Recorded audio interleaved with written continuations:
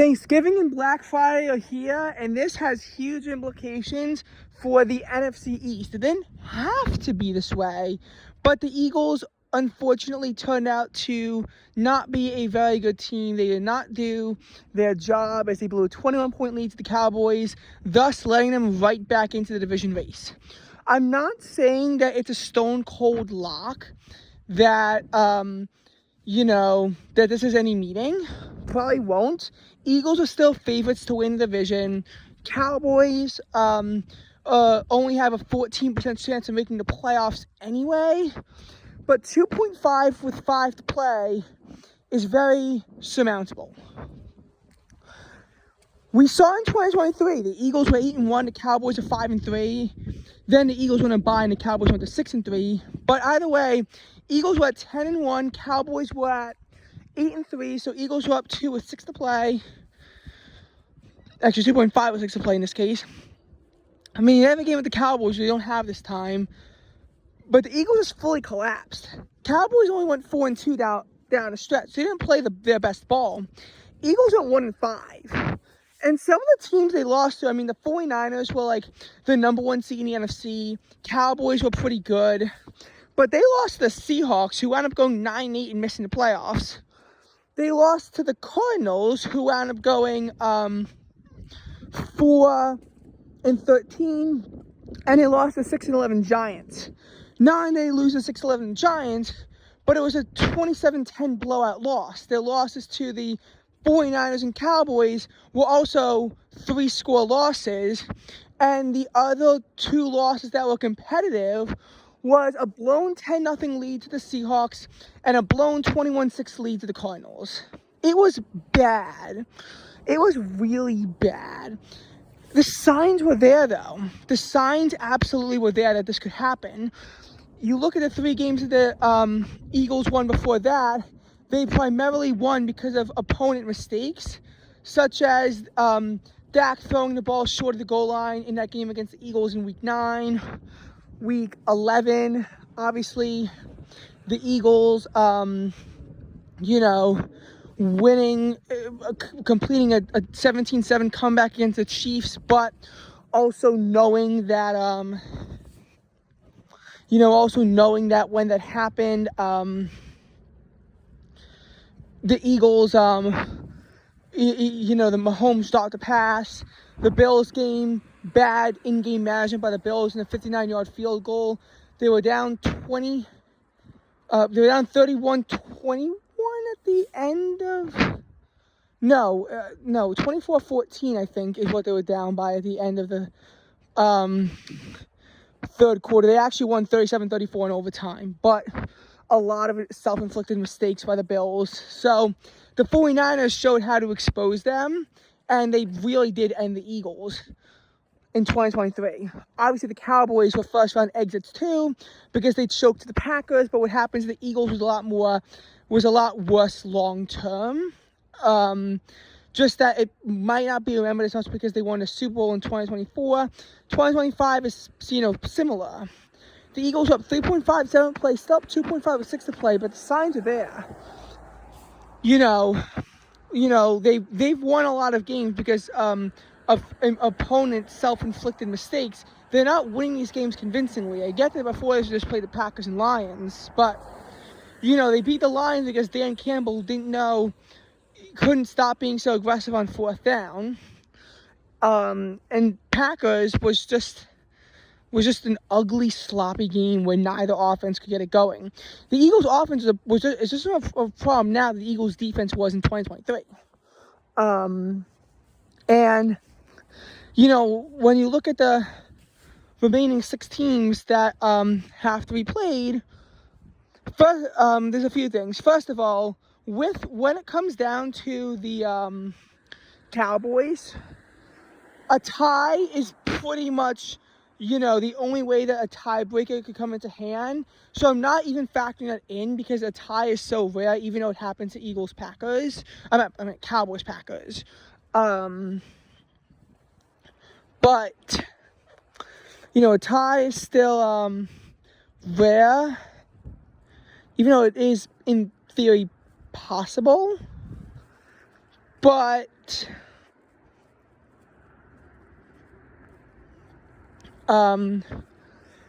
you know, when it comes down to this game against the Bears, what I'll say is that even if the Eagles win the division, they're not getting the 2 seed if they, or the 1 seed if they can't beat the Bears. If they can't beat the Bears, they're really confined to that number 3 seed for the playoffs, which is yucky. But I digress. Enough yapping. Let's just get into this. So the Eagles play the Bears. They're an 8-3 team on top of the NFC North as well. Game obviously has huge implications, and obviously the Bears are going to be looking to beat a good team, seeing as the teams they've beaten this year have mostly been bad teams. If the Eagles can't beat that, then they got to go out to Los Angeles and play the Chargers. That, again, could be a tough game. The Chargers are a playoff team right now. After the Chargers, they play the Raiders. Should be an easy game, but the Eagles have never beaten Pete Carroll, not even when Drew Lock was a starting quarterback. Now the Eagles got to go up against Geno Smith. I know he's washed, but Pete Carroll has never lost the game to the Eagles. I kind of feel like that's going to continue. And then you have Commanders, Bills, Commanders. Eagles, Commanders games are always tough, but I feel like that's something where the Eagles should be able to get a split out of it. And then they got to go to Buffalo and play the Bills, a Bills team that is probably going to be desperately fighting for the AFC East at that point. So that, I think, is going to be a loss. Overall, I kind of see the Eagles going 2-4-ish down the stretch. 1-5 is possible, too. 3-3 is probably the more moderate suggestion. But even 3-3 would not necessarily be enough. They would still need the Cowboys to lose a game. Now, they got the Chiefs on Thanksgiving. That's a tough one. If Eagles win on Black Friday and Cowboys lose to the Chiefs on Thanksgiving, then that would basically put it out of reach. It'll be 3.5 game difference with 5 to play. It'll be a 3.5 game difference with 5 to play. And it would also mean that an Eagles loss and an Eagles win and a Cowboys loss in week 14 would seal the deal and make the Eagles back-to-back division champions. The Eagles could have had it as early as Black Friday if they could just beat the Cowboys, but them failing to do so is going to mean that they cannot clinch until week 14 as a best case scenario. And honestly, if I'm being realistic, week 15 or even later is when the Eagles are going to clinch. And obviously the Chiefs are a tough team. They're 3-time defending AFC champions for a reason.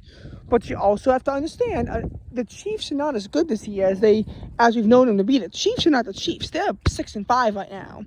Cowboys are 5-5-1 on a 2-game win streak. Those are 2 teams that are fighting for their lives right now.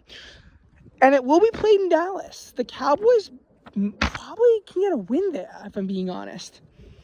Cowboys will probably get a win there, which will keep it at 2.5 with 5 to play. So again, keeping the Cowboys in it, and 1.5 with 5 to play if the Eagles lose, which at that point basically makes the division wide open at that point. The Cowboys also have another game with the Giants at some point, another game with the Commanders at some point. 2 bad teams that they get to beat up on. Vikings are a bad team, so they get to play them. Chargers, that could be a genuine tough game.